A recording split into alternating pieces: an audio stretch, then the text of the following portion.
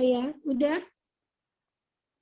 Oke, ya kita mulai dengan Taichung atau liver 3, di mana titik tersebut ada titik string dan titik yuan. Titik string itu mengatasi stagnasi ya. Stagnasi menyeimbangkan patologis dalam meridian liver. Kemudian ada masalah stagnasi gunakan titik liver 3. Gitu. Ada masalah distensi, ada masalah dengan emosi, itu gunakan liver 3. Kemudian masalah stagnasi di cio tengah, ya, kemudian masalah pencernaan, mesti mual muntah, sembelit, itu semua gunakan liver 3. Jadi ada untuk ketenangan ya, misalnya susah tidur, kecemasan, gunakan liver 3.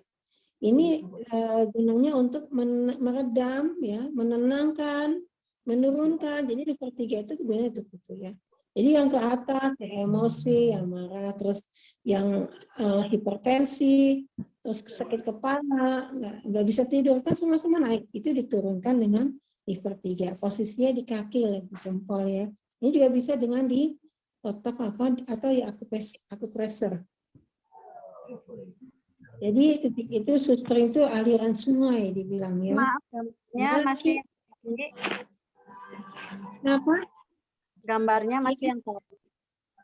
Oh, gambarnya teh, coba slide-nya diganti deh. Next slide. Nah, terus lanjut, next slide. Next slide lagi. Ya, lanjut. Nah, ini Taichung. Oke, sampai sini stop ya. Nah, terus lanjut lagi untuk Taichungnya. Ya, ini liver 3 ya, bisa dilihat. Gunanya ya, banyak sekali gambarnya di mana untuk high blood pressure itu tekanan darah yang tinggi. Jadi liver 3 itu menurunkan emosi, menurunkan tekanan darah tinggi, menurunkan kecemasan, terus insomnia. Jadi semuanya diturunkan. Makanya kenapa titiknya ada di bagian kaki, ya, dari kepala turun ke kaki, karena itu untuk menurunkan atau mendinginkan. Ya, yang panas-panas didinginkan dengan liver 3. Jadi ketika itu dingin, ya, paling bagus sekali untuk kasus-kasus stagnasi itu sifatnya panas ya, karena dia distensi di situ, maka dia sifatnya jadi panas, maka diturunkan dengan liver 3. Untuk depresi ya, dengan haid tidak lancar juga digunakan Taichung ya, positif. Kemudian itu di stomat 44, lambung 44 ya. Ini untuk gunanya untuk nyeri wajah ya, kalau ada penyakit yang Bell palsy bisa pakai ini nih ya. Terus tenggorokan kering tenggorokan, tusuk aja titik ST44. Kalau saya dulu akupressor ya, orang yang tenggorokan kering nih ST44 bagus hasilnya ya. Terus juga sama tipes itu ditekan-tekan itu nyaman ya, sampai orangnya yang demam berkeringat. Terus ada masalah dari lambung, gastric pains juga gunakan ST44. Terus masalah mata ini masih juga. Gambarnya masih LP3 nih, Sensei. Oh, slide. Next slide. Ya. Udah saya kasih materi, bisa dilihat ya di HP masing-masing ya, untuk ini yang udah saya kasih PDF gitu ya, ada di grup ya. Soalnya orangnya dikasih dulu rada-rada ya. Ini ya. Next slide lagi untuk ST44.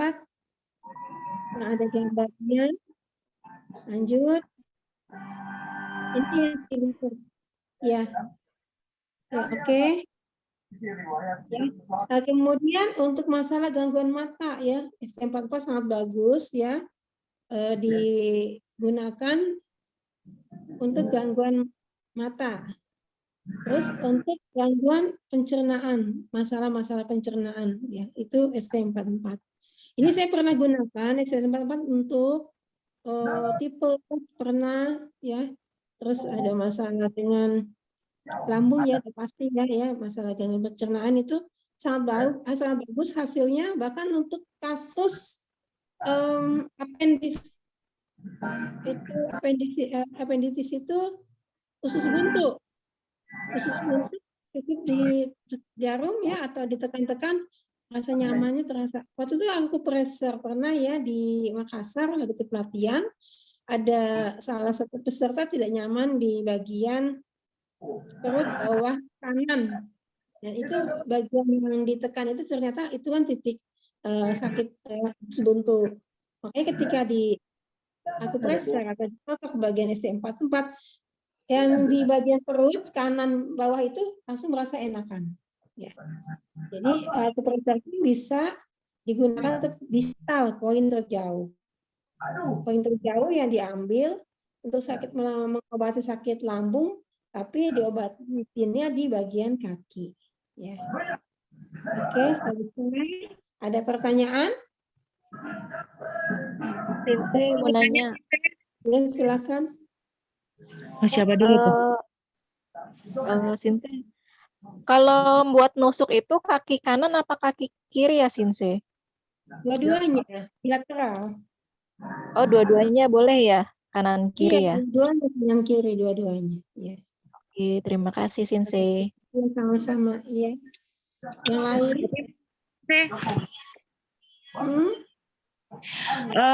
Ini kasus ini semua kan di situ kan Sinse bilang ditusuk plus moksa.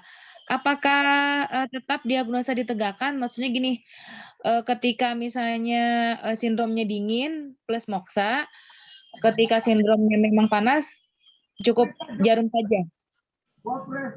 Kalau orangnya kebanyakan memang sih ya, orang yang dengan sindrom yang tadi lidahnya selaputnya kuning, itu tidak dimoksa, nggak apa-apa, nggak masalah ya. Ini sindrom yang khusus yang masalahnya lesu dengan lidah pucat atau lidah bengkak itu dimoksa bagus. Tapi kalau mau dimoksa juga ya nggak apa-apa juga sih keduanya, karena begini loh, dalam yin ada yang, dalam yang ada yin. Jadi ketika sakit dia juga ada masalah kelesuan gitu. Jadi kenapa tidak yin doang, tidak yang doang? Itulah gunanya kita melihat satu kasus, tidak melihat dia panas total gitu, tidak. Tapi di dalam panas ada satu dingin, di dalam dingin ada satu panas. Itulah kita melihat kasus itu supaya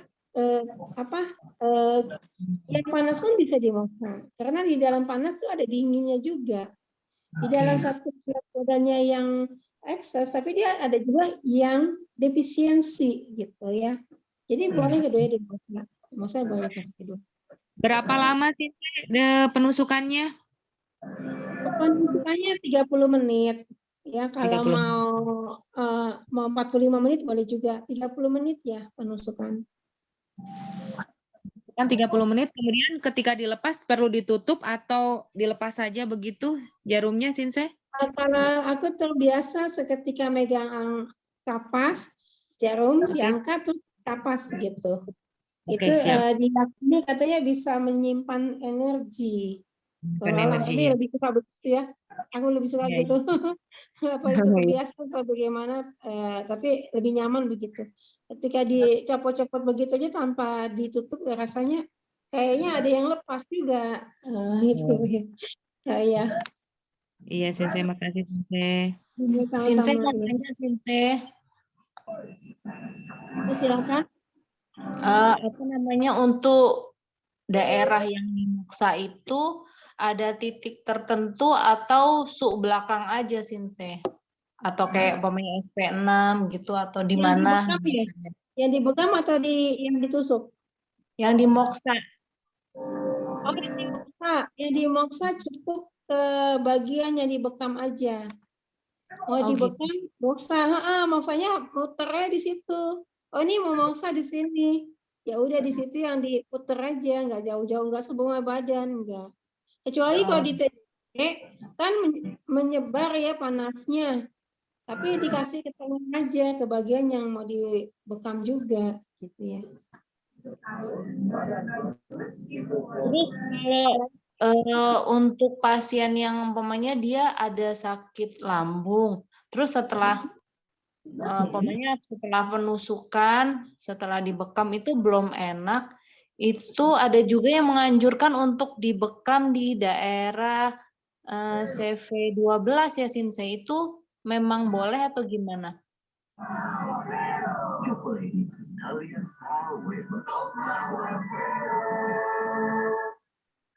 Semua kebauan pakai masker. Semua rahasia tetap segar pakai masker Cahaya. Yang ada suara TV tolong dimatikan itu Sinse, mengganggu. Harianya.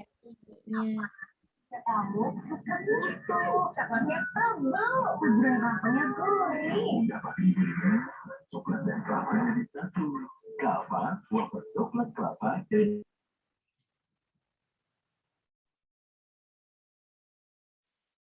Ya, kita lanjutin lagi ya, tadi hilang. Jadi boleh aja bekam di bagian CV12, setelah dibekam buang darah, lalu diakupuntur di CV12 juga. Boleh, jadi menimpa gitu ya. Pertama bekam dulu, buang darah, lalu di bagian tersebut. Itu sering aku lakukan gitu ya.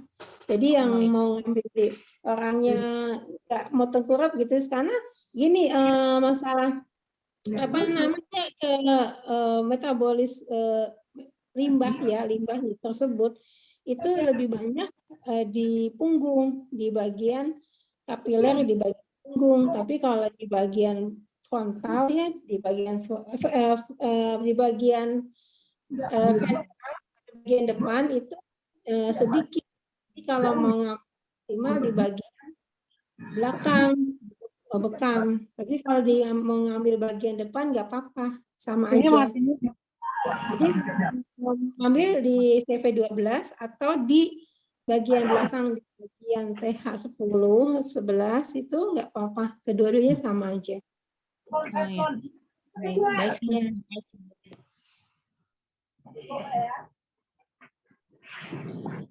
Assalamualaikum Sinse. Oh, tanya. Tadi kalau buat anak-anak sebaiknya kita menggunakan akupresur. Berarti kalau misalnya habis bekam kita cabut terus kita akupresur ya, kita tekan-tekan 40 kali ya. Bekam, Mas habis bekam cabut apa nih? Cabut alat bekamnya? Iya, kan tadi kalau menggunakan jarum, misalnya kan bekam dulu, baru jarum. Kalau akupresur, bekam dulu, baru tekan 40 kali. Selesaikan bekam dulu ya. Masing-masing segitu. Iya, masing-masing. Enggak, bekam dulu aja. Bekam dulu, baru dia akupresur. Iya, bekam dulu aja. Oh, jadi akupresurnya itu tekan angkat ya, tekan angkat 40 kali sih. Iya, biasa dihitung supaya apa namanya, kan nanti ditanya berapa kali akupresur, masa dijawabnya tak terhingga, kan enggak, jadi enggak logika dong. Nah, padahal kita juga nggak tahu hitungannya kan. Yang penting kan saya aja waktu akupresur anak saya dulu, waktu dia kan, kita ini ceritanya mau beli baju lebaran, jalannya agak jauh, anaknya lagi demam, aduh mana muntah, saya bilang waduh ini kayaknya anak saya ini kena tipes deh, yang si kecil tuh.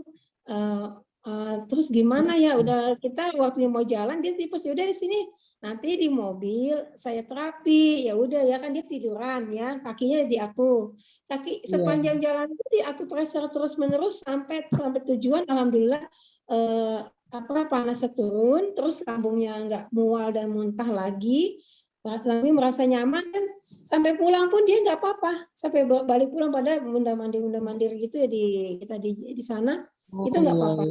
Jadi akupresur pun contohnya bagus untuk anak-anak, untuk kasus-kasus kayak sakit lambung karena tipes atau yang lain gitu. Cusalnya diambil SP44 jangan lupa gitu ya, diambil, dan SP6 juga diambil. Terus kalau misalnya ada dengan kondisi demam diambil Heku ya, itu wajib ya, Heku untuk menurunkan panas. Itu Heku ya. Iya, itu penurun panas itu Heklu.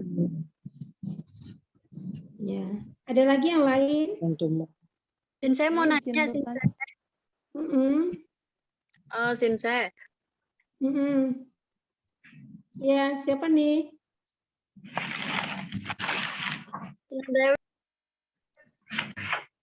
Iya. Itu apa namanya yang di akupuntur titik akupuntur itu kalau sambil moksa boleh nggak sih? Emang di moksa. Titik-titiknya di moksa. Dia kan bisa tadi pakai moksa yang dipegang atau moksa yang ditanam di jarum tuh namanya moksa potong, atau pakai moksa ya pokoknya gitu, moksa asap atau yang moksa yang di kan sekarang moksa macam-macam itu bentuknya ya. Tapi yang dipegang juga bagus lah, yang dipegang. Jadi titiknya di moksa bagus tuh ya. Itu menambah energi atau chi-nya. Jadi kalau kita akupuntur sambil moksa hasilnya malah lebih bagus lagi dibanding akupuntur doang. Jadi akupuntur di posisi itu yang ditusuk itu kita moksa itu hasilnya lebih bagus lagi. Untuk semua titik, Sin. Semua titik yang di akupuntur itu. Jadi kan memang sedikit, titiknya nggak banyak. Yang di perut kan hanya berapa biji ya. Palingnya masing-masing kasih 5 menit gitu. Oke, itu Iya. aja. Iya. Ya, dicoba ya.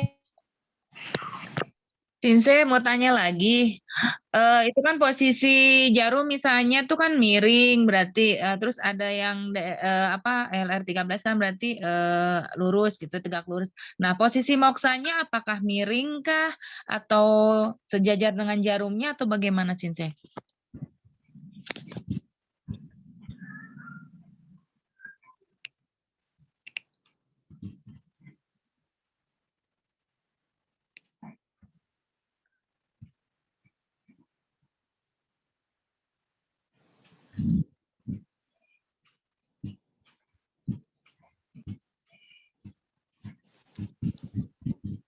Ya, sudah ya. Jadi saya akhiri saja untuk pertemuan kedua kita, akupuntur terapan dan bekam kuratif, dengan doa kafaratul majelis. Subhanakallahumma wa bihamdika asyhadu an la ilaha illa anta astaghfiruka wa atubu ilaik.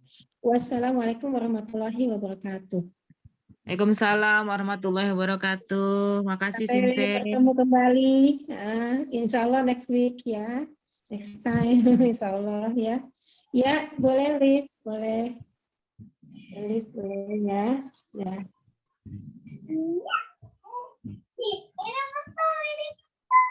Mohon Sinsei.